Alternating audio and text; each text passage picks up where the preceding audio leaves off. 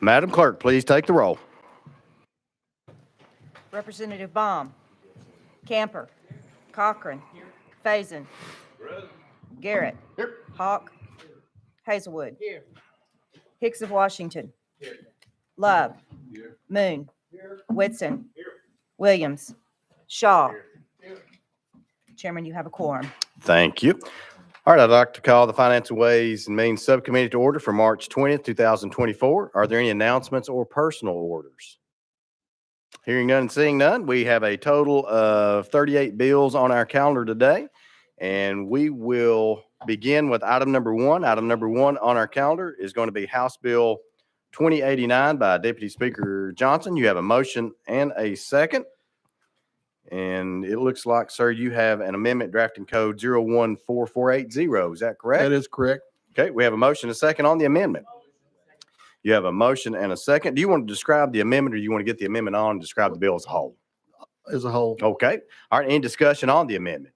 Hearing none, seeing none, we're now voting on drafting code 014480 on the House Bill 2089. All those in favor signify by saying aye. All those opposed, no. The ayes have it. We're back on the bill as amended. You're recognized. Thank you, Mr. Chairman. House Bill 2098 merges the Department of Intellectual and Developmental Disabilities with the Tennessee Commission on Aging and Disabilities to create the Tennessee Department of Disability and Aging. All right. Thank you very much for this description. Members, any discussion? Again, we're on House Bill 2089. Leader Campbell. Thank you, Mr. Chairman. Mr. Speaker, could you explain what the amendment did? Did it rewrite the bill, or did it just add? Rewrote the bill. Oh, okay. All right, Leader Camper.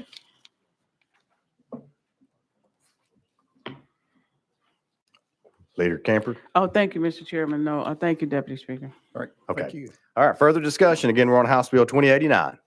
Hearing none and seeing none, we're now voting on House Bill 2089, moving on to full finance. All those in favor signify by saying aye. All those opposed, no. The ayes have it. House Bill 2089 moves on to full finance. Thank you, Mr. Chairman. Committee. Thank you, Speaker. All right. All right. Members, let's move to item 16. I seen the leader in here. There he is. I didn't see him.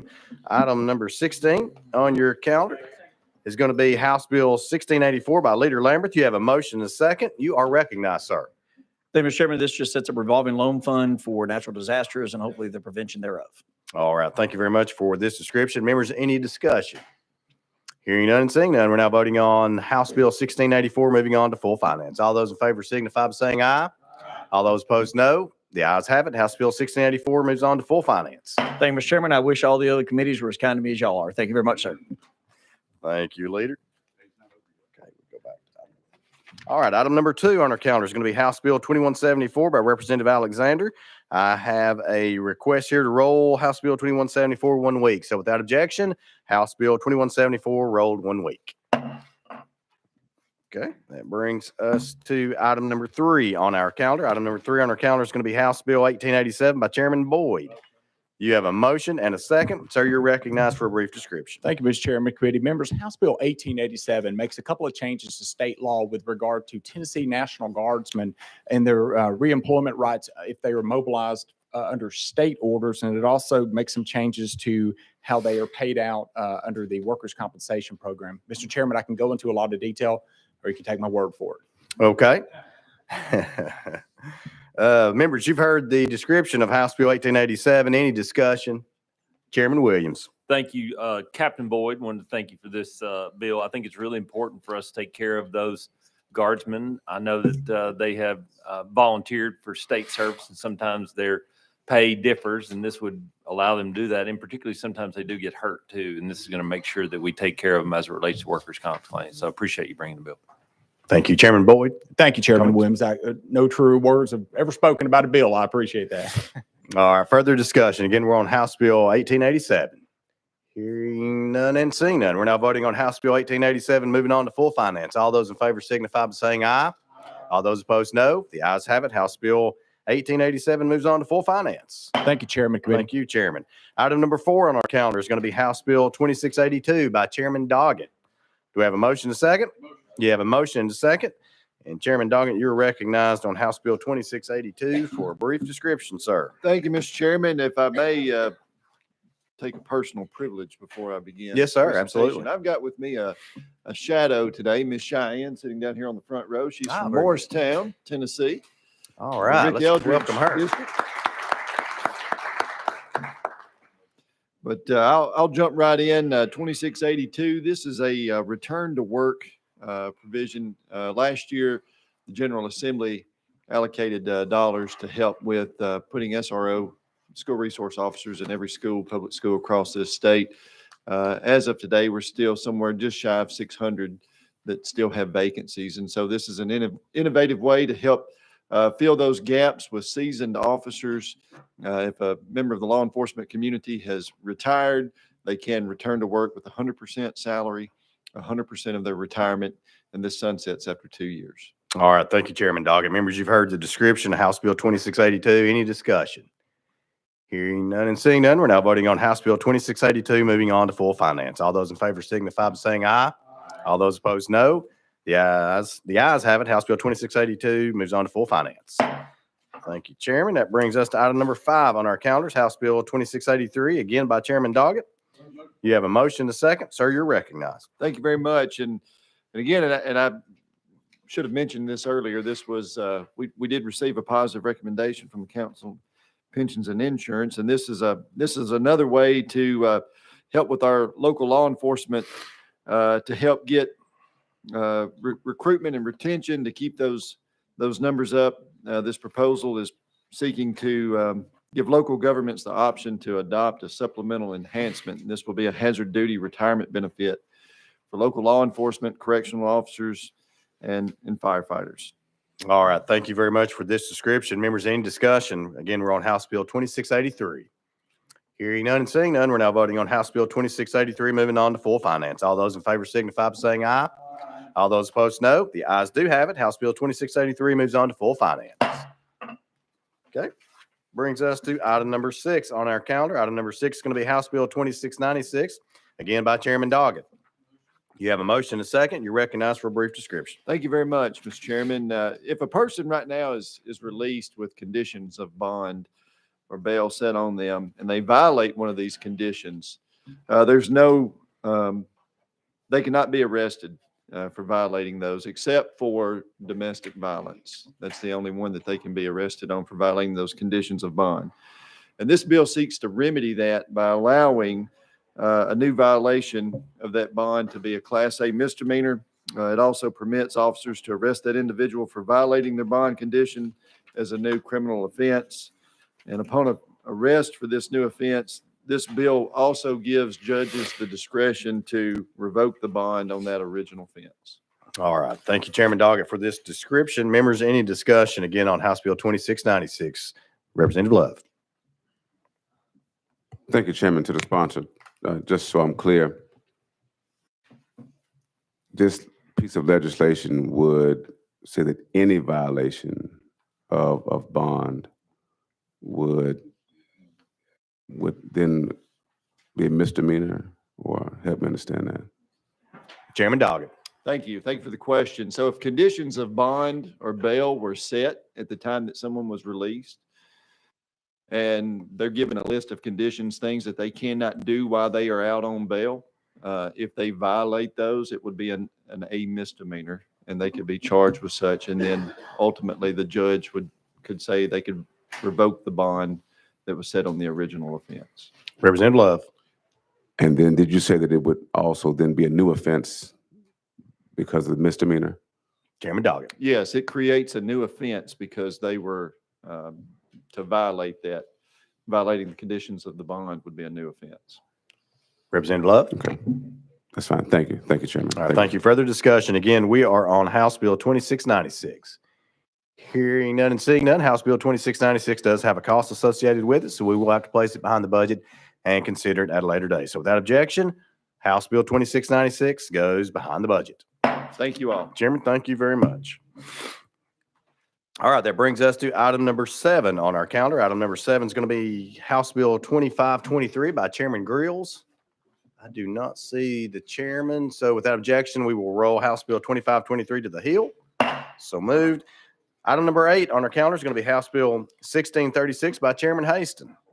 You have a motion, a second. Sir, you're recognized for a brief description. Thank you, Mr. Chairman. I do have an amendment. Do I need to do that? Or is it? It is traveling, so you're in the All right. proper posture to move forward, sir. Thank you. If there's ever an electronic filing or electronic payment requirement created for the collecting of the privilege tax, then this bill would make it to where a person 65 years of age or older may still be able to do so in paper form.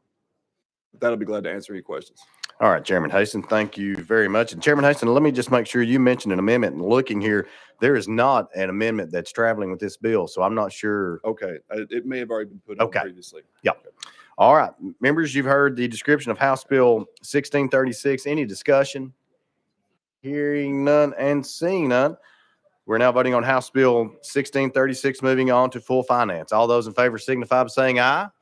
All those opposed, no. The ayes have it. House Bill 1636 moves on to full finance. Thank you, Chairman. Thank you. All right, that brings us to item number 9 on our calendar. Item number 9, and waiting patiently in the back of the room, is House Bill 1228 by Chair Lady Littleton. You have a motion and a second. And Chair Lady, you are recognized for a brief description on House Bill 1228. Thank you, Mr. Chairman. As amended, this reconstructs the membership of the South Central Tennessee Railroad Authority and authorizes county and city mayors who are members of the authority to appoint one additional member each to the board rather than the governing body of each county and city. Okay, thank you, Chair Lady. Members, you've heard the description. Any discussion? Hearing none and seeing none, we're now voting on House Bill 1228, moving on to full finance. All those in favor signify by saying aye. All those opposed, no. The ayes do have it. House Bill 1228 moves on to full finance. Right, item number 10 on our calendar is House Bill 867, again by Chair Lady Littleton. Do we have a motion and a second? You have a motion and a second. You are recognized. Thank you, Mr. Chairman.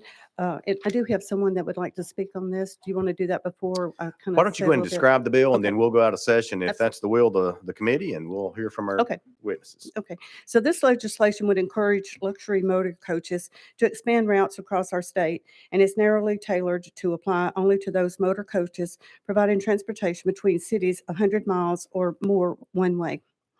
With a beverage service component to qualify for a permit to the motor coach must be regulated by the U.S. Department of Transportation, designed and used for regularly scheduled intercity transportation of passengers for compensation, at least 35 feet in length, transporting an attendant who is not the operator of the bus and has attended commission-approved seller training program, and constructed with an elevated passenger deck with a baggage compartment, passenger seating capacity of at least 16 and not more than 36, and a separate gallery area. So it does have a positive fiscal note on it. And ABC did help us with the amendment that we put on. So we're trying to make everybody happy. Okay. Is that your Mhm. description? Okay. All right, let's start. So you've heard the description. Any discussions to the sponsor initially, then we're going to go out of session if that is the will of the committee. I don't see any. Go ahead, Yes, Chair I would. Lady. And already you can bring your own bottle on there. So a Okay. person could drink all they wanted to, and we're trying to regulate the drinks on the bus. Okay, Chair Lady. Thank you very much. All right, any discussion initially for the sponsor? Leader Camper. Thank you, Mr. Chair. Thank you, Chair Lady. I think I heard you say you work with different stakeholders to try to get to a happy medium and everybody kind of agreeing on the legislation that's before us. Is that right? Chair Lady Littleton. They did agree with the amendment. Ms. Bell. Leader Camper. Thank you. All right, thank you. Further discussion, again, initial discussion for the sponsor. Again, we're going to go out of session. I don't see anybody wanting to ask any questions or have any comments. So at this time, without objection, we're going to go out of session. Any objection? Seeing none, we're now out of session. I'm going to go ahead and ask. We have someone who has signed up to speak.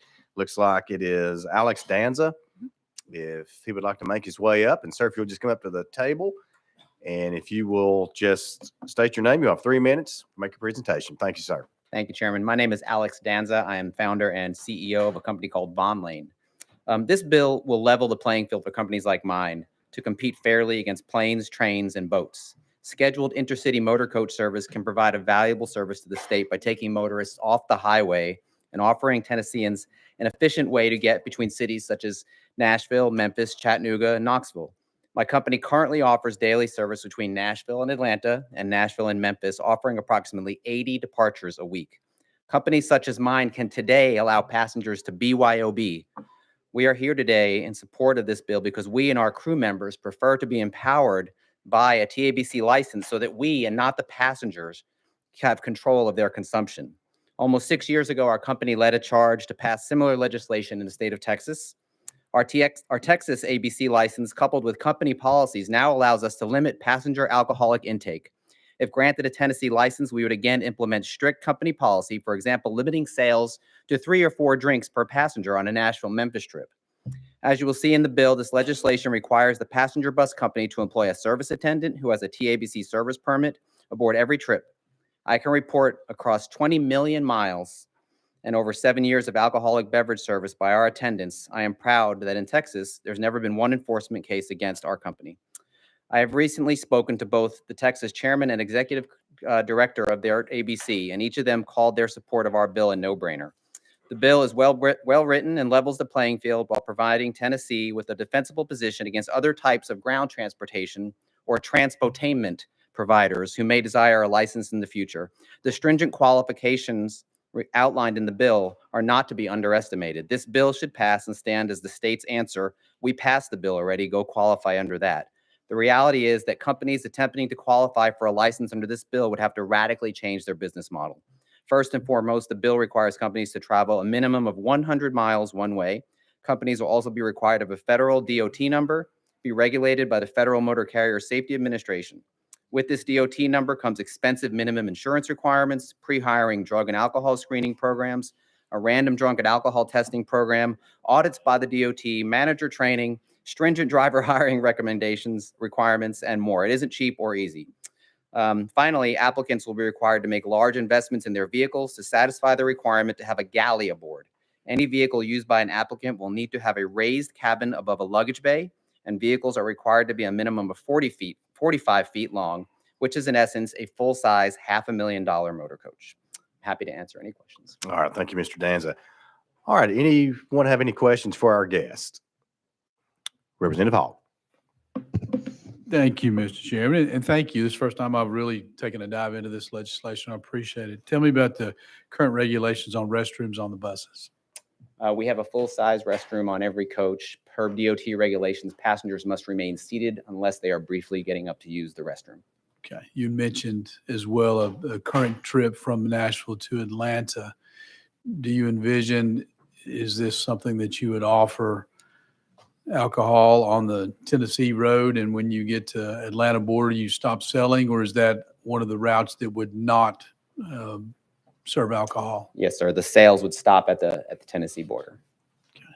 Is that seen in other areas, or would you envision other routes going outside of Tennessee that would create a similar circumstance? At this time, we don't have any other routes that go outside of Tennessee. In Texas, we did something similar between Dallas and Oklahoma City, for example. But our plan would be to go to Georgia next and try and have a similar bill passed. Okay. Very interesting proposal. Thank you, Chairman. Thank you, members. Thank you, Chairman Hogg. Okay. Further discussion for Mr. Danza. Seeing none. Thank you, sir, for being here. Thank you very much. All right. Without objection, we are going to go back into session. Seeing no objection, we're back into session. Further discussion. Again, we're on House Bill 867. Yes, ma'am. Well, he had a comment. Could I go after him, please? That's fine. Yeah, absolutely. Thank you. Representative Love, do you have a comment? Yes, sir. Just it's an odd question here, but I think it's applicable. So is food allowed on these, do they serve food, or is it just? Chair Lady Littleton. Thank you, Mr. Chairman. It is. Okay, thank you. And there's a server. All right. Thank you very much. Further discussion. Hearing none. Chair Lady. Thank you, Mr. Chairman. We are going to meet with ABC again this afternoon, so I'd like to roll this for 1 week if that's possible. Okay. To work on a little bit. Chair Lady, you are on the third calendar that this has been calendared, so we will not be able to accommodate that pursuant to our rules. Okay. So with that, you can't No. take it off notice. Okay. It'll be the same route. It'll be Mr. Chairman, calendared. can we just,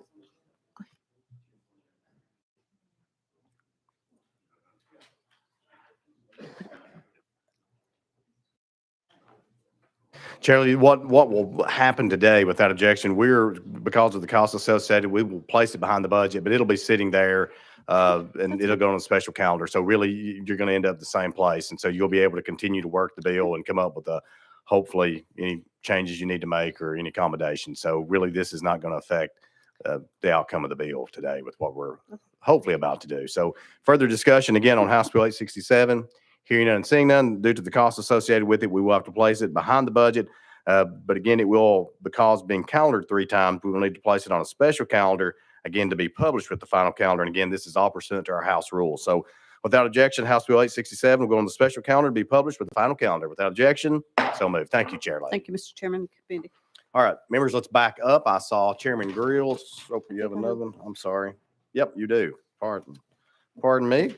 Item number 11 on our calendar is going to be by Chair Lady Littleton. Sorry about that. House Bill 914. You have a motion and a second. You are recognized, Chair Lady, and it looks like you have an amendment that makes a technical correction.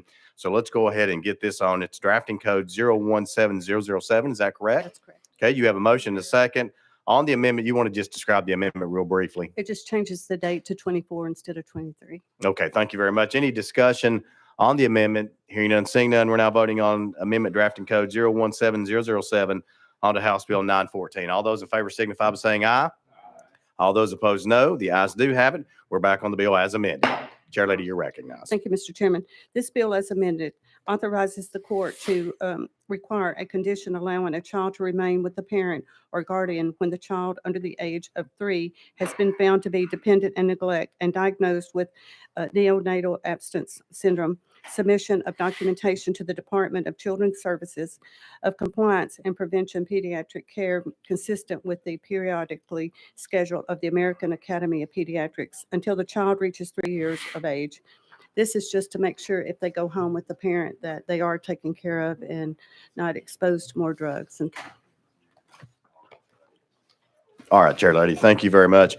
Members, you've heard the description again on House Bill 914. Leader Camper.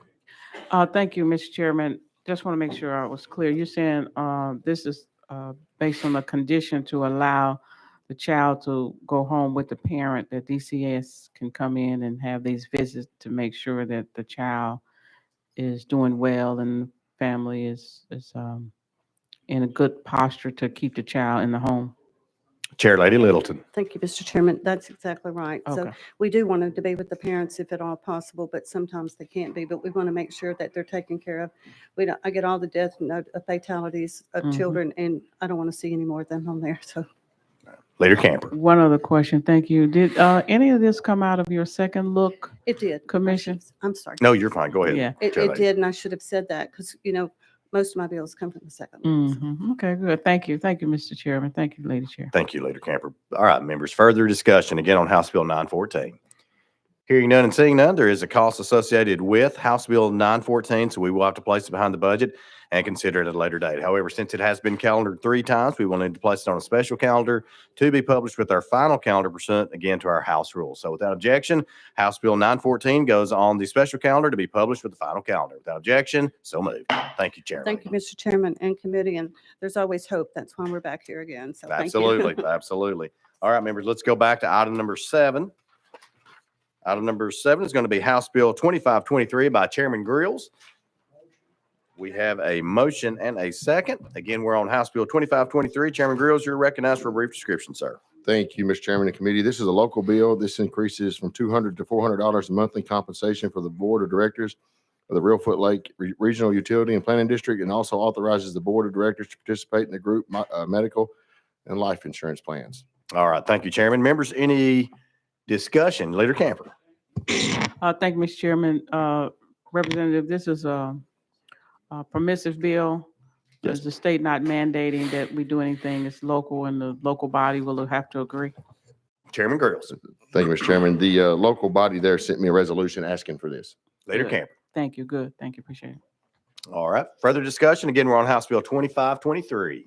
Hearing none and seeing none, we're now voting on House Bill 2523, moving on to full finance. All those in favor signify by saying aye. All those opposed, no.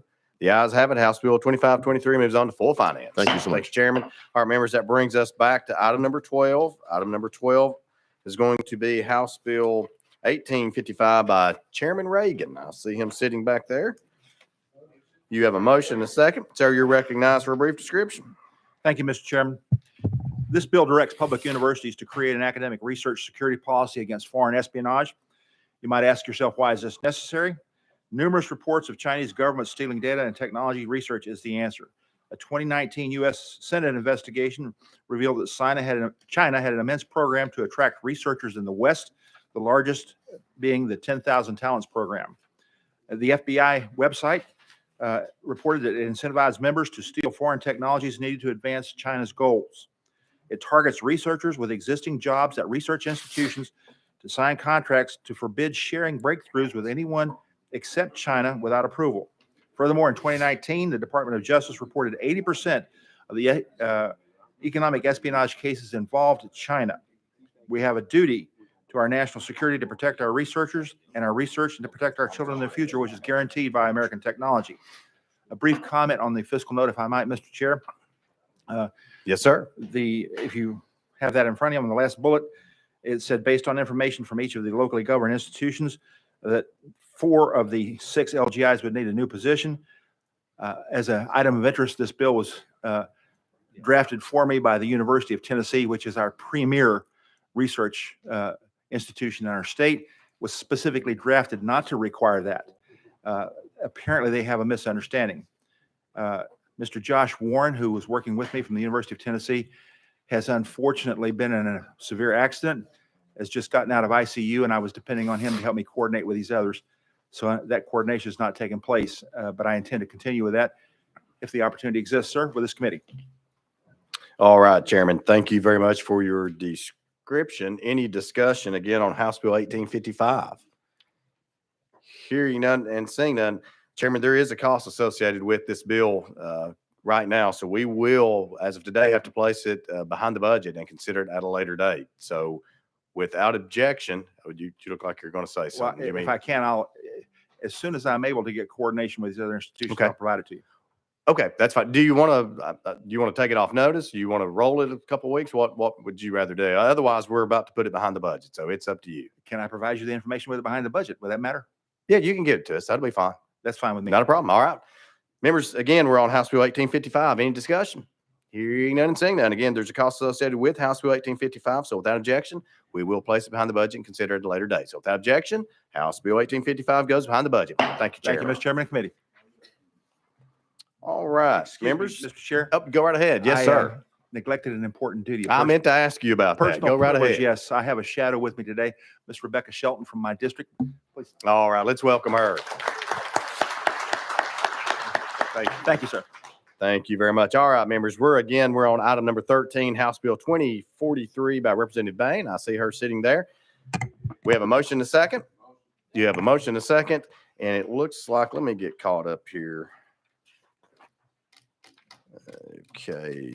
All right, so there is an amendment here that's been filed on the bill, and it looks like it's by Representative Garrett. So you have a motion and a second on the bill. So let's look at and dispose of the one way or the other with the amendment drafting code. Representative Garrett, it looks like it's 015661. Is that correct? That's right, Mr. Chairman. Okay, we have a motion second. Go ahead and describe the amendment, Representative Garrett. Sure. Thank you, Mr. Chairman. Mr. Chairman, I was reading the bill as proposed. The bill creates a Business Enterprise Tax Act, which raises taxes on our small business here in Tennessee to the tune of nearly $800 million. And even this committee's, we're considering the budget year for next year, and our budget is, we're budgeting for a 0% growth increase in our current budget. This is what the state of Tennessee is doing.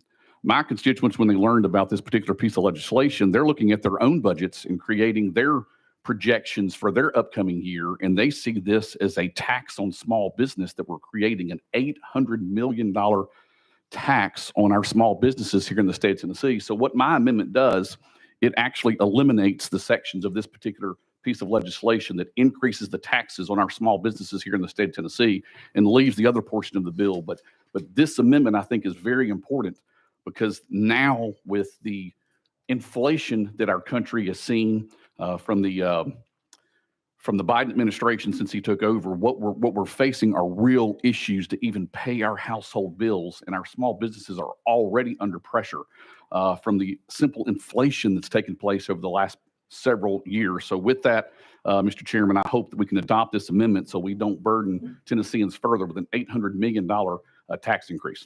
All right, thank you very much. Members, you've heard the description of the amendment. Any discussion? Again, we're on the amendment. Representative Love. Thank you, Mr. Chairman. And I apologize, Representative Garrett, for not being able to fully follow you. The number you go threw me off. Can you help me understand how we got to $800 million from the bill? Representative Garrett. Thank you, Mr. Chairman. It's actually in the fiscal note that was generated as the bill is proposed. The 0.75 tax rate that's proposed in the original bill is in the original fiscal note that is going to create nearly $800 million worth of tax revenue. Representative Love. So I'm looking at the fiscal note. And again, I'm looking at the fiscal note. And maybe they're going to help me find it down there. But so the fiscal note actually says $800 million. Representative Garrett. Could you repeat that? I'm not sure I caught the first part of that. Does the fiscal note in the fiscal note, does it say $800 million? Representative Garrett. If you read the entire fiscal note as it relates to the tax increase, that tax increase is going to generate nearly an $800 million tax increase for small businesses. Representative Love. Yes, you recognize, sir. Is that per year or over a longer period of time? Representative Garrett. After this first year, because I believe the bill is actually effective July or January 1st.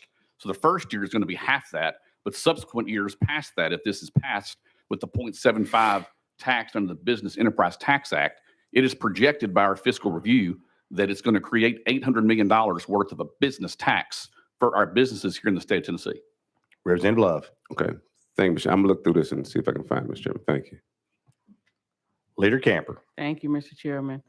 Mr. Chair, Representative Garrett, had an opportunity to speak with the sponsor about this amendment before you proposed it? I'm just curious. Representative Garrett. I have not had an opportunity to speak with her. Okay.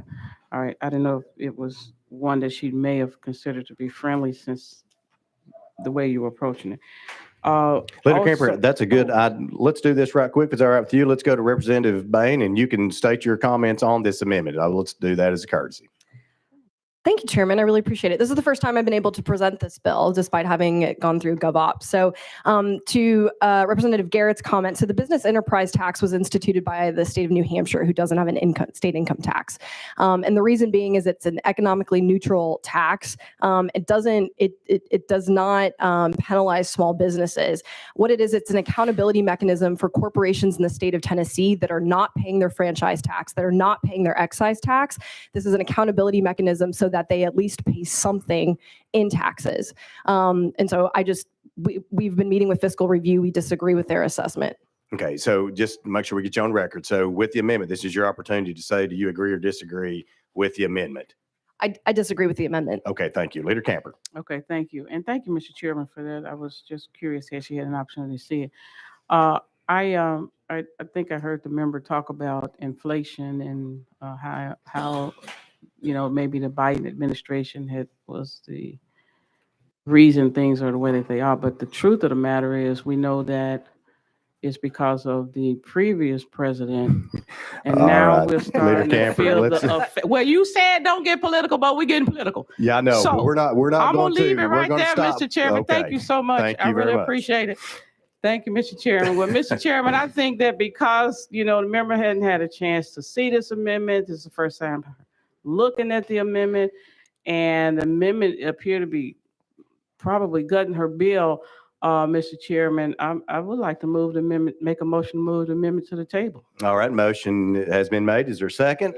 Properly second. That cuts off all debate except for that of the sponsor. So at that time, we will go back to Representative Garrett. Thank you, Mr. Chairman. I appreciate that. And members, if you, all this is doing is eliminating a huge tax. And it's also creating this system for this worldwide combined reporting that we do a pretty good job of reporting what our revenues are here in the state of Tennessee. And so I'm real concerned about what this could potentially create. So I do believe this is an appropriate piece, an appropriate amendment to eliminate supporting an $800 million or close to an $800 million tax on our small businesses here in Tennessee. So with that, I hope you oppose the tabling motion. Thank you. All right. Thank you, Representative Garrett. All right. At this time, we're now voting on the tabling motion. All those in favor of tabling this amendment, make sure we get this right, 015661. All those in favor of tabling the motion, let me back up here to make sure we get this right. We're now voting on the tabling motion. You know what the amendment that we're looking at is 015661. All those in favor of tabling this amendment signify by saying aye. Aye. All those opposed say no. No. The noes have it. The tabling motion fails. All right, we are back on the amendment, and we will go to Representative Garrett. Any comments? No, sir. I just would seek your support for adding the amendment to the piece of legislation. All right, Representative Williams. All right, question has been called on the amendment. Any objection to calling the question? Hearing none, seeing none, we're now voting. All those in favor of the amendment, drafting code 015661. So there's no objections calling the question. So we are now voting on the amendment 015661. All those in favor of the amendment, going on to House Bill 2043, signify by saying aye. Aye. All those opposed, no. The ayes have it. We are back on the amendment as amended. Representative Bain, you're recognized now. Thank you. Okay, wonderful. So this bill would eliminate the state sales tax or local and state sales tax on groceries by closing corporate loopholes. In 2021, legislative members requested information from the Department of Revenue indicating that 60% of corporations in the state of Tennessee are not paying their excise tax, including 27% of companies that reported $1 billion in taxable income to the federal government. Right now, with billion-dollar corporations paying nothing in taxes in the state, the bottom 20% of income earners pay a higher percentage of their income than the top 1%. The Tennessee tax burden falls disproportionately on working families rather than the wealthy and billion-dollar corporations. So how can the story end? Families are suffering under the burden of increased cost for necessities, and working Tennesseans need to put food on the table to feed their children. And this bill eliminates Tennessee's grocery tax, aims to do that by one, easing the burden of families, and two, ensuring big corporations are paying what they owe and not exploiting loopholes. And as Representative Garrett mentioned, one of the ways that we do this is by institutionalizing a business enterprise tax that functions as a corporate alternative minimum tax and ensures that companies don't pay zero in taxes. And two, by implementing worldwide combined reporting to close onshore and offshore tax loopholes. And with that, I will stand for questions. All right, thank you, Representative Bain. Any members you've heard the description, any discussion? We're going to go to Representative Love. Thank you, Mr. Chairman. And I know the representative had just seen the amendment. And so I don't know if I can ask fiscal review this. I'm still reading the fiscal note. And I do see where it would reduce state revenues by close to $800 billion without that amendment, which is now. But I just want to be clear about, was the previous bill, was the bill without the amendment, was it increasing a tax on businesses to $800 million? Or was it just reducing state revenues? Okay, so that's a question for Ms. Karsner. So Lee, so without objection, we're going to go out of session to hear from fiscal review. So without objection, we're out of session. Ms. Lee. Krista Karsner, Executive Director of Fiscal Review Committee. Representative Love, so there were two main portions of the bill. One was decreasing or eliminating the tax on food sales. And then excuse me, there was a business enterprise tax that would levy a tax on gross business receipts exceeding $250,000. So that increase versus the reduction would then lead to a net increase in state revenue. Representative Love. Thank you. And I guess for me, I'm just trying to get the numbers. So the net decrease for a full year fiscal year impact for reducing the sale or eliminating the sales tax on groceries is excuse me, 754 million approximately. And then the full year of the enterprise business tax would be 794 million. Representative Love. All right, thank you for that. Thank you so much for that. All right, any further questions for fiscal review? Seeing none, without objection, we'll go back into session. And with that, Representative Love, did you want to be recognized for anything else with the sponsor? Okay, So you're I recognized. guess now with the new amendment, we won't know what the, oh, do you already have it? I got you. Okay, thank you. All right, Chairman Hawk. That was fast. Thank you, Mr. Chair. And I'm just trying to get my mind wrapped around what's going on. We started out with a piece of legislation that removed sales tax off food and was to supplement that with a tax on small businesses, essentially those doing $250,000 in business and over, which is a lot of my small businesses. So we were essentially looking at taking taxes from one pocket instead of the other pocket, and these small businesses are still paying, would still be paying that. So as amended now, we've removed the small business tax and we're back to a removal of taxes on food. Is that an accurate assessment? Maybe that's a question for the sponsor and potentially the sponsor of the amendment as well. That is correct, but we'll go to the sponsor. Any comments you may have, Representative? I really appreciate it. Our current tax code is regressive towards Tennessee small businesses. It's discriminatory towards Tennessee small businesses. You have major corporations like Amazon and Google not paying taxes in the state of Tennessee. One of my close friends who owns the Turnip Truck, right, a grocery store that's in Davidson County, generates over $50 million worth of revenue, pays more in taxes than the mega corporations that occupy our state.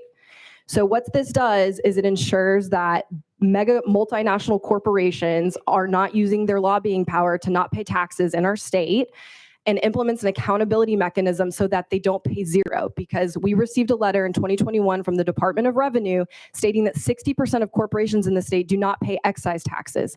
So what this would do is if a company is not paying the franchise tax, if they're not paying the excise tax, then it's calling themselves out that they have to pay the BET. Okay, Representative. Chairman Hawk.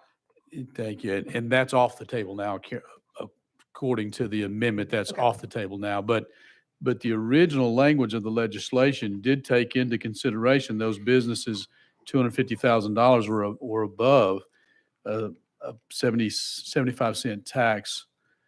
And I'm not sure, I'd have to go back and look at the math on that, but we were taxing your friends that are $50 million company. We were taxing them substantially under this.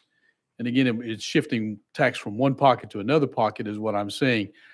All that point is obviously moot now because we've taken that piece of legislation out. So we're now focusing on the sales tax on food, and only the sales tax on food removal is what I understand.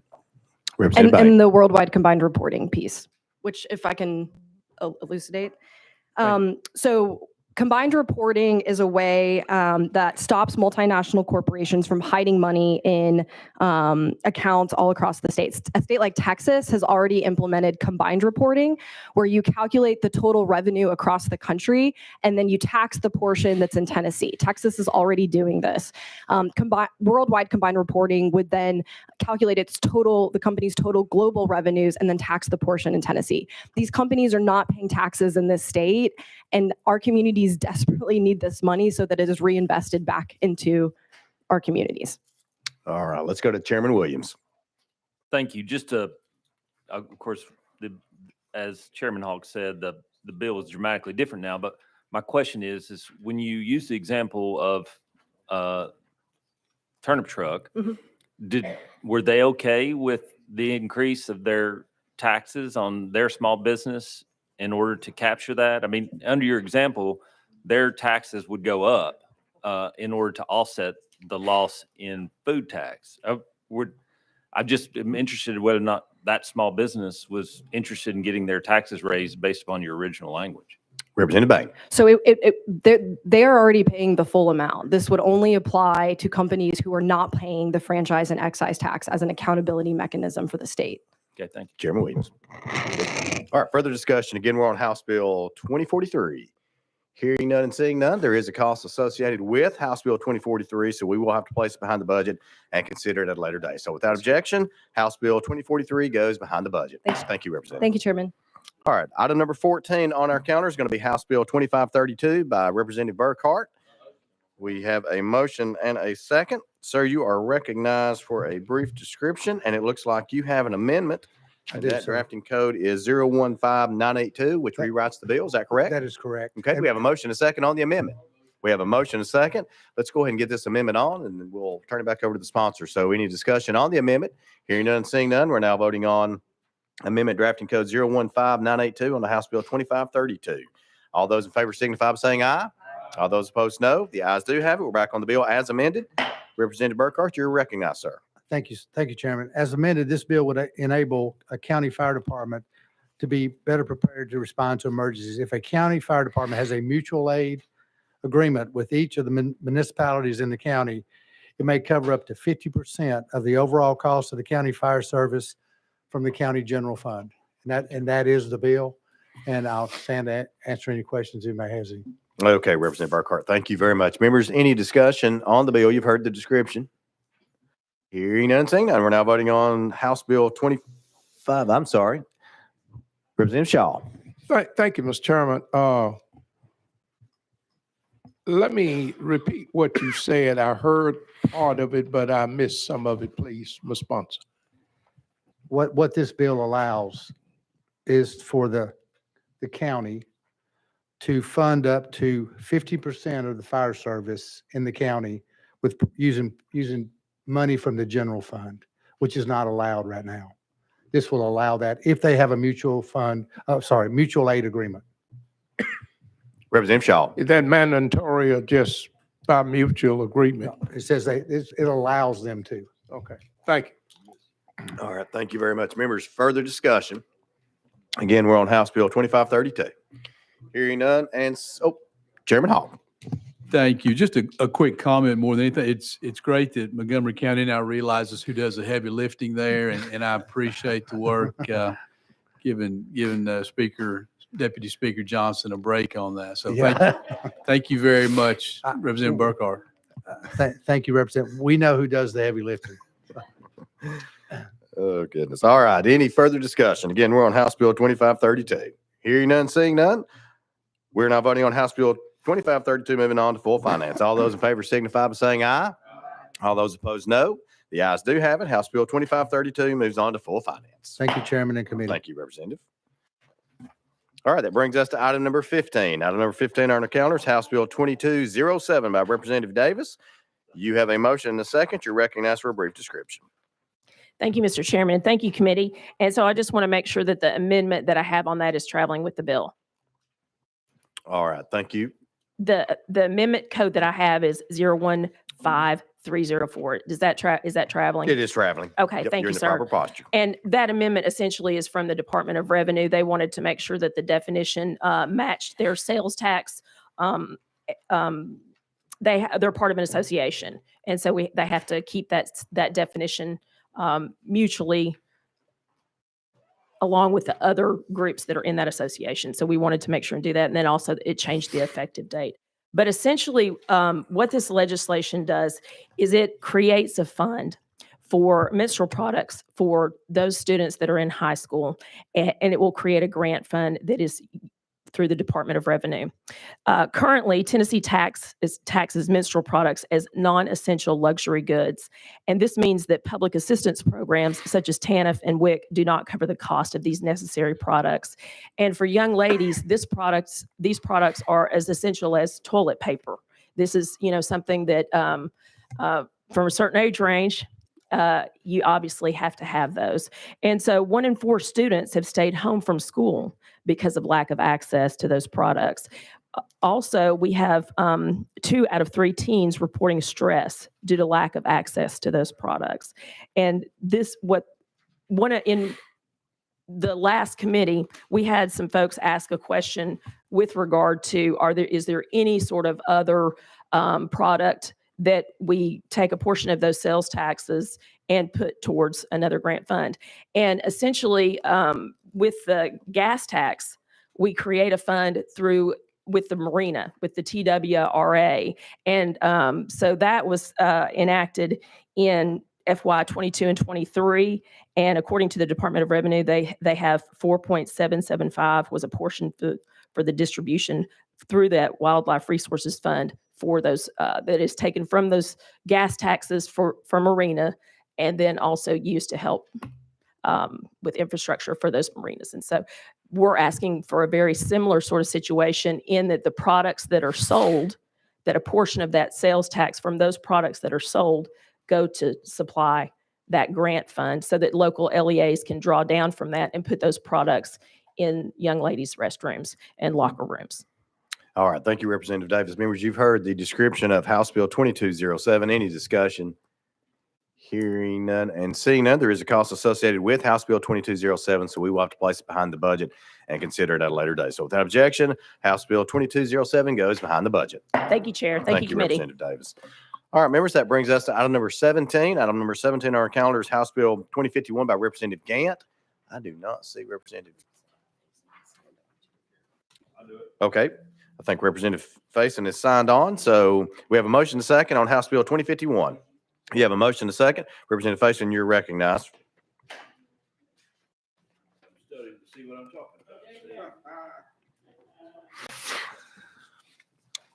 Thank you, Mr. Chair. This is introduced requires the Bureau to reimburse a public or private air ambulance service that bills for transports as a base of operations of the state that provide a covered emergency or non-emergency service. 10 care recipients at a rate loss not than 67.5% of federal Medicare programs allowable charge for participating providers. All right. Thank you very much, Representative Faison. Well said. Any discussion? Again, we're on House Bill 2051. Hearing none and seeing none, there is a cost associated with House Bill 2051, so we will have to place it behind the budget and consider it at a later date. So without objection, House Bill 2051 goes behind the budget. You were good, but you weren't that good. All right, item number 18. Item number 18 is going to be House Bill 1954 by Representative Parkinson. You have a motion and a second, sir. You're recognized for a brief description. Thank you, Mr. Chair, and thank you, committee. And if you will, if I can take a moment of personal privilege. Yes, sir. To welcome Leadership Bartlett members that are here. If y'all stand up. Yep. And also, I do want to point out, all of them are very important people. So that's my disclaimer. Talisa Franklin, if you'll stand up. Talisa Franklin is a longtime constituent, and she's also the founder of Juneteenth in Memphis, Juneteenth celebration. So we truly appreciate all the work that you do. Thank you so much. Thank you all for being here. Representative Parkinson, you're recognized, sir. Thank you, Mr. Chair and committee. This bill is a bill that we initially introduced during the special session. And it was supported then in the special session by the governor and many members of our assembly. This bill creates a Class D felony offense for adults who knowingly induce or coerce minors to commit one of the following offenses: theft of a firearm, robbery involving the theft of a firearm, aggravated robbery involving the theft of a firearm, especially aggravated robbery involving the theft of a firearm, burglary involving the theft of a firearm, aggravated burglary involving the theft of a firearm, and especially aggravated burglary involving the theft of a firearm. It also enhances the penalty from Class A to from a Class A misdemeanor rather to a Class D felony for a person who commits the offense of intentionally and illegally, knowingly giving a firearm or selling a firearm to a minor as from an adult. And with that, Mr. Chair and committee, hope that you'll put it on the consent calendar for those bills that pass through budget. All right. All right, members, you've heard the description of House Bill 1954. Any discussion? Hearing none and seeing Representative Love. Thank you, Mr. Chairman. I just want to thank the member for bringing this piece of legislation. And I know that sometimes we pass it and it's supported. We need to think about that as we put things behind the budget. Thank you. All right, President Parkinson. Thank you, leader. And I would want to look at Vice Chair, Mr. Chairman Williams, and say, Mr. Chairman, I do want to get with you and talk this through so we can see how we can pull it from behind the budget with your strategy, sir. All right. Further discussion. Again, we're on House Bill 1954. All right, hearing none, seeing none, there's a cost associated with House Bill 1954, so we will have to place it behind the budget and consider it at a later date. So Thank without you. objection, House Bill 1954 goes behind the budget. Thank you, Mr. Chair. Thank you, committee. All Appreciate right, it. members, we do have several bills left, but we do have one in particular that has some folks that have traveled in order to testify. So we're going to move to item number 35. Item number 35 on our calendar, and I'll give everybody a moment just to get there as well as myself.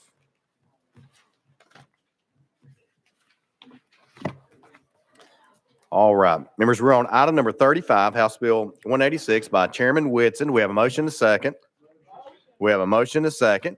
Chairman, it looks like there's an amendment that rewrites the bill, and that's drafting code 010426. Is that correct, sir? That's correct, Mr. Chairman. Okay, motion on the amendment. We have a motion and a second.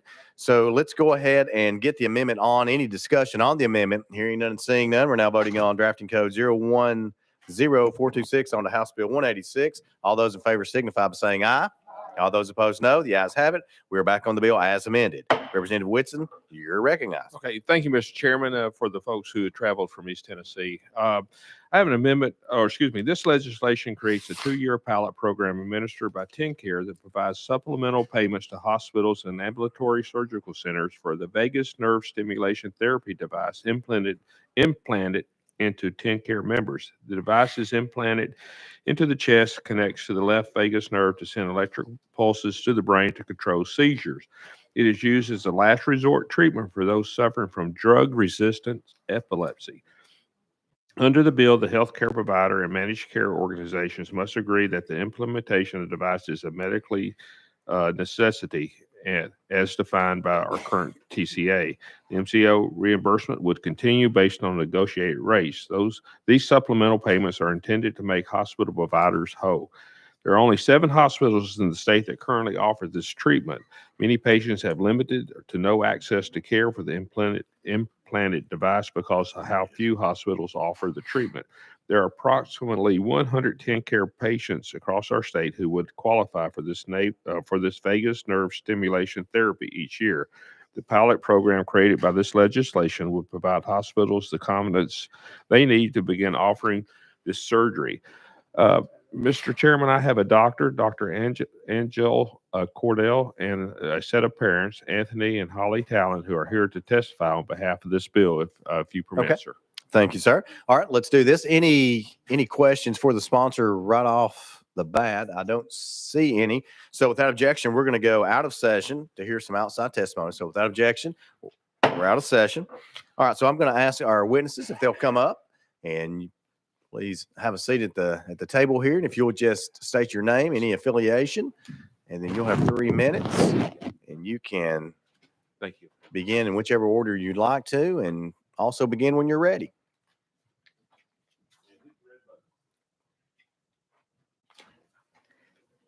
Good morning. My name is Angela Crudell. I'm a physician, a neurologist, and an epilepsy specialist at Vanderbilt University Medical Center, which is one of the top 10 by volume epilepsy surgical centers in the United States.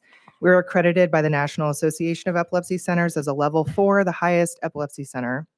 And we're the only level 4 epilepsy center in the state that treats both children and adults with epilepsy. Our physicians are in the leading forefront of epilepsy care and well qualified to speak on the topic of VNS today. About 1% of Tennesseans have a diagnosis of epilepsy, and a third of these patients have refractory epilepsy, where their seizures are disabling and do not respond to medications. One of the tools that we have to fight against drug-resistant epilepsy is the vagus nerve stimulator, a device that, similar to a pacemaker, sits in the chest and delivers an electrical treatment to the vagus nerve in the neck, which then transmits these electrical treatments to the brain itself. The data for the effect of VNS for patients is clear. VNS is safe, it saves lives, and improves quality of life of patients who have it. VNS can reduce the need to go to an emergency room by 99% and reduce the likelihood of being hospitalized by 80%. VNS is also the only FDA-approved device for the treatment of drug-resistant epilepsy in children. Despite all of this, reimbursement for this device continues to plummet. Unsurprisingly, it's getting harder and harder to get a VNS in the state of Tennessee. In the past, 23 hospitals were able to implant or exchange this device throughout the state. That number has dwindled to just 7, generally clustered in large cities. Some of these 7 are not actually able to do this procedure all the time. So if you're an adult with epilepsy in the farthest reaches of East Tennessee, you are currently driving to Nashville for your VNS. This is a patient population that literally cannot afford this kind of travel. People with epilepsy are more likely to be underinsured. They're more likely to receive TEN care. They are more likely to be underemployed, hourly workers, where commuting such a long way for care is more likely to be financially strenuous. And they are more likely to be of lower socioeconomic status, making payment for hotels and travel untenable. And of course, worst of all, this patient population cannot drive, meaning multiple members of their support system bear this burden of migration. Finally, the insufficient reimbursement for the VNS has continued to punish the few remaining hospitals that offer it. At Vanderbilt, we lose thousands of dollars on every single VNS we implant. Our volume has continued to steadily increase as the number of centers that offer VNS shrinks. This is also true for the few other hospitals that offer it. And despite the financial burden the hospitals implanting the device bear, the device actually saves money for insurance companies. Because ER visits and hospital admissions are reduced on average, the device pays for itself in 18 months. We're here today to ask to be reimbursed fairly for the placement of VNS, for payers and insurance plans who can see a cost reduction due to the reduced utilization of the healthcare system, for hospitals across the state who want to be able to offer this service but cannot afford to, or who continue to offer this service despite the increasingly catastrophic cost. And of course, most importantly, for our patients and your constituents who continue to see their access to care shrink and shrink across the state. Please consider passing this pilot program. Thank you. All right. Thank you very much. And we'll go ahead and let our next guest, Ms. Talent. Hi, my name is Holly Talent. My husband, Anthony Talent. Our daughter's name is Hayden.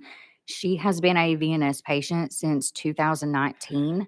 And to say that it has improved her quality of life is an understatement. She was on 4 and 5 different seizure medications at a time. They did not stop her seizures. 30 to 40 seizures a day is what we were seeing in her. The medications, the side effects are catastrophic. She was on one in particular that was slowly killing her kidneys. The VNS allowed us to get her off of those detrimental drugs and improve her quality of life. It's greatly reduced her seizures. So to take this away from her, I don't know how catastrophic it could be for her. I don't want to find out. Supporting this bill means everything to us. For her, it means everything to so many other children and adults alike, just patients in general in the state of Tennessee who rely on this device and the therapy that it provides. It is a better option.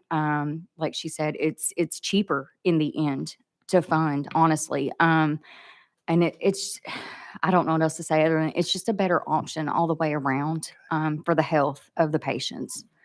I don't have anything else. Thank you. All right. Mr. Talent. She, like my wife said, she's had this device in her chest since 2019. And to see a dramatic change in her daughter, she is more alert. She is playful. But before, it was a zombie. Every time she had a seizure, we'd have to give her Valium. And the Valium would knock her out. At 9 years old, Valium should never be introduced to a child. But to her, it had to be. It's the only way. And then I was skeptical, be honest with you, with this device going in her chest. I don't want man-made parts going into my daughter, but that was the only option that we had. I had to trust in the good Lord up above that that's what was going to change her life. After getting that procedure done, honest to God, I asked the doctor, I said, what if this doesn't work? What's our next step? And he looked at me and he said, you don't want to know the answer to that. I said, yes, I do. I said, I need to know. We need to know how to fight for our daughter. And you know what he said? He said, we'd have to cut her open and take part of her brain out. With this device that's in her right now, saving her life and others that have this device, we're asking you to not change, to change for my daughter's health and for anybody else that has a VNS implant, because we don't know what would happen if it was taken away from her. She's a strong, strong little girl. I could not go through any of that and not be laid up for 2 weeks. She comes out of surgery smiling every time. And I mean, she's a lot stronger than I am. But our daughter needs this and to survive. And with all due respect, I mean, you cannot put a price on life. You really can't, especially whenever she has changed dramatically into the little girl that we know that she could have been because of this device. Right. Thank you. All right, thank you very much. All right, members, any questions for our guests? And we're going to go first to Leader Cochran.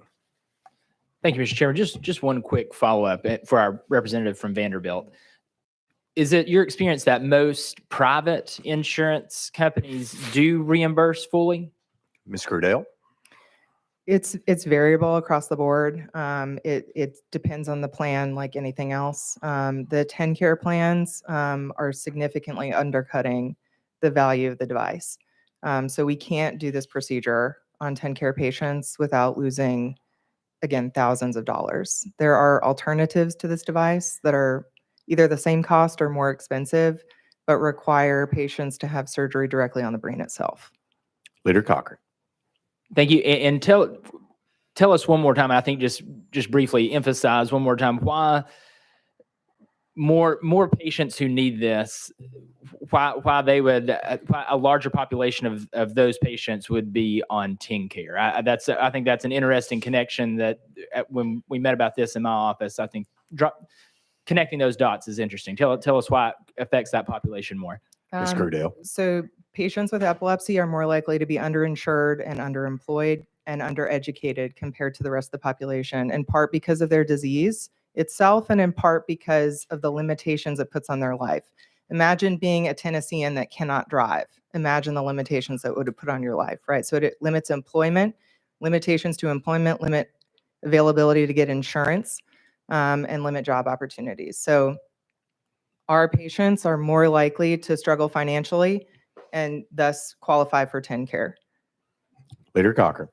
And that's all. I just, when the issue was first brought to me, I did not connect those dots. I think that's interesting information and just wanted to emphasize that for the committee. I appreciate you doing that. Thank you. Thank you, Leader. Further discussion for our guests. Leader Camper. Thank you, Mr. Chairman. I just want to thank the family for coming and giving us your testimony. And saw the tears coming, and I know it's difficult, it's hard, fighting for your daughter and all the other people that's affected by this. So appreciate the courage of you all coming here to testify before the committee. Thank you. God bless.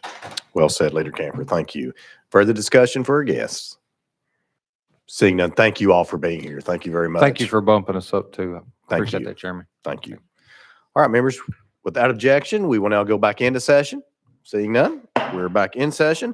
And Chairman Witchen, we'll come back to you for any closing comments. Thank you, Mr. Chairman, for taking them out of order, and I know that they really appreciate it. This pilot program will save the state money. Ongoing care for drug-resistant epilepsy is very expensive, and this device has been shown to save money, and we will pay for itself, we anticipate, in 2 years. With that, I renew my motion. All right, Chairman Whitson, thank you very much. Members, further discussion. Again, we're on House Bill 186. Hearing none and seeing none. There is a cost associated with House Bill 186, so we will have to place it behind the budget and consider it at a later date. However, since the bill has been calendared 3 times, we will need to place it on a special calendar to be published with our final calendar, pursuant again to our House rules. So without objection, House Bill 186 will go on the special calendar to be published with the final calendar. Without objection, so moved. Thank you, Chairman.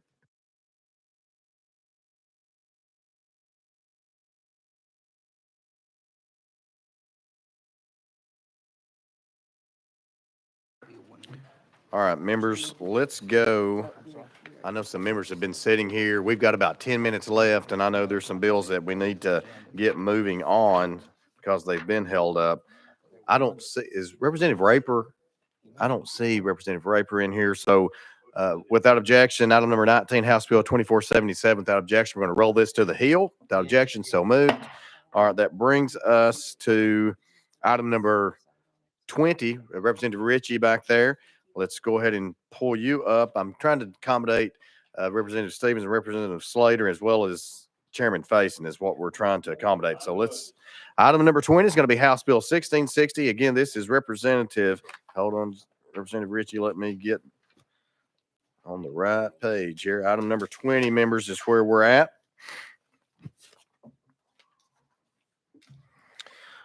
Okay, we're on item number 20, House Bill 1660. You have a motion to second. Looks like there is an amendment, but it just makes a technical change. So let's go ahead and get the amendment on drafting code 014773. We have a motion to second on the amendment. We'll just let you briefly describe the amendment, sir, if you'd like to.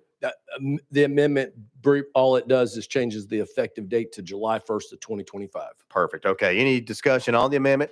Hearing none, seeing none, we're now voting on amendment drafting code 014773 onto House Bill 1616. All those in favor signify by saying aye. All those opposed, no. The ayes have it. We're back on the bill as amended. You're recognized, sir. Thank you, Chairman of Committee. House Bill 1616 is the party affiliation bill.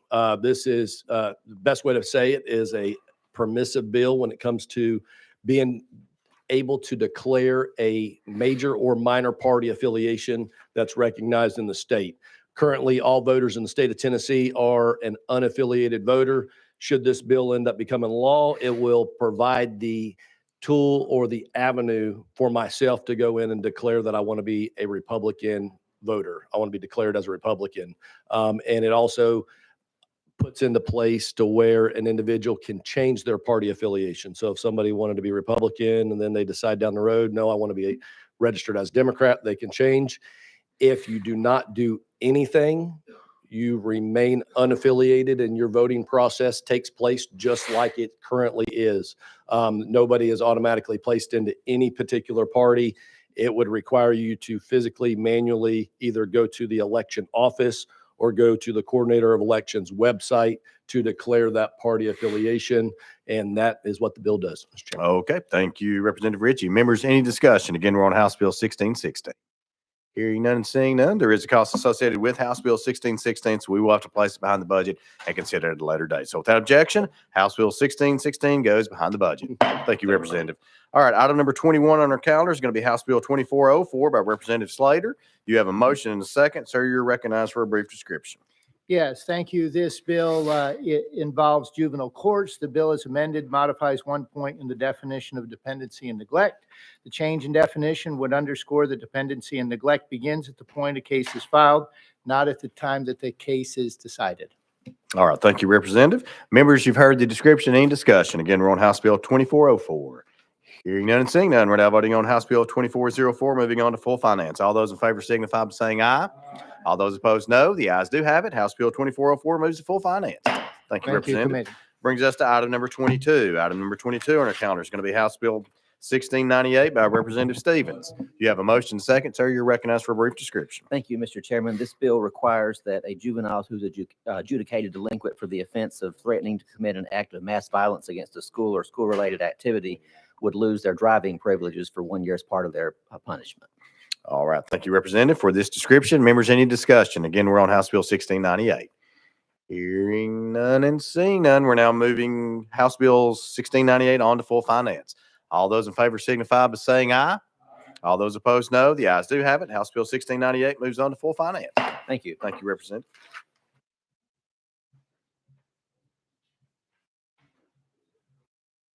All right, members, let's move to item number 27. Item number 27 on our calendar is going to be House Bill 1450 by Chairman Faison. You have a motion to second. Sir, you're recognized. Thank you, Mr. Chair. Committee, this is a bill that I believe we will see more counties get off of the distressed counties. It's extending the ability that they can do a TIF from December of this year to June 30th of 2031. All right. Thank you, Chairman. Members, you've heard the description of House Bill 1450. Any discussion? Hearing none and seeing none, we're now voting on House Bill 1450, moving on to full finance. All those in favor signify by saying aye. All those opposed, no. The ayes do have it. House Bill 1450 moves on to full finance. All right, that brings us to item number 28. Item number 28 on our calendar is House Bill 2120 by Chairman Faison. You have a motion and a second. Sir, you're recognized. Thank you, Mr. Chair.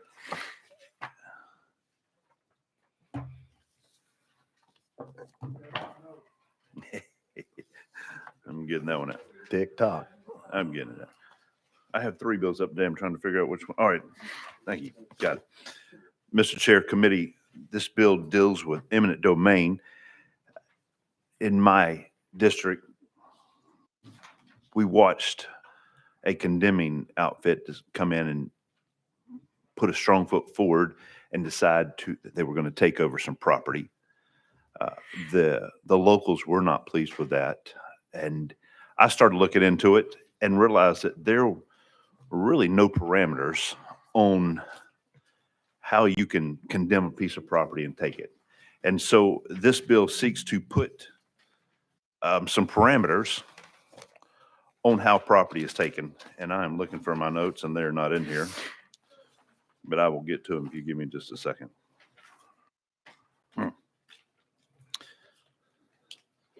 Let's roll this one to the hill till I get my notes in front of me. I don't know All what right. happened to 'em. Well, without objection, we're going to roll House Bill 2120 to the hill. Without objection, so moved. That brings us to item number 29. Item number 29 is going to be House Bill 2793 by Chairman Faison. We have a motion to second. Sir, you're recognized. Thank you, Mr. Chair. We can certainly talk about this one. When I was young, a lot of y'all on this committee were young, we had a thing called the projects. And it wasn't a good thing. If you remember what the projects looked, they were typically in a very low end side of the town community, and they were not very nice. President Reagan decided one of the ways to get low income housing looking better and being taken care of better and be a place that you didn't have to be embarrassed of was give it to the private sector and allow the private sector to own these properties and keep them for at least 20 years. The way he did that was by offering tax incentives and tax credits. And since then, what you've seen, low-income housing has actually spruced up quite nicely. You see a lot of your workers, from firefighters to law enforcement officers, teachers, live in low-income housing. In Tennessee, we have historically taxed the incentive that we have given, that the federal government gives to developers to build low-income housing. When you take the tax credits, you're allowed to charge for rent 60% of the average of the median income. So, for example, the average median income for Nashville is going to be close to around $60,000 and $90,000 a year. The average median income for where I live is going to be closer into the 50s. You would not be able to charge enough money to make the property work if your monthly rent is based on that. So we have seen a major decline in rural areas of building low-income housing. Those of us that represent rural areas would love to have some options.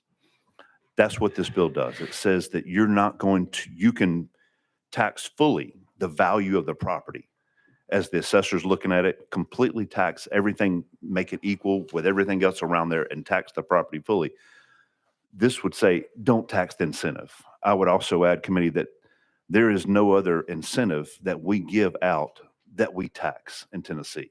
This is one of those rare things that have happened here. The majority of states in America have realized that this has stifled low-income housing developments, and they've stopped the practice of taxing the housing credits.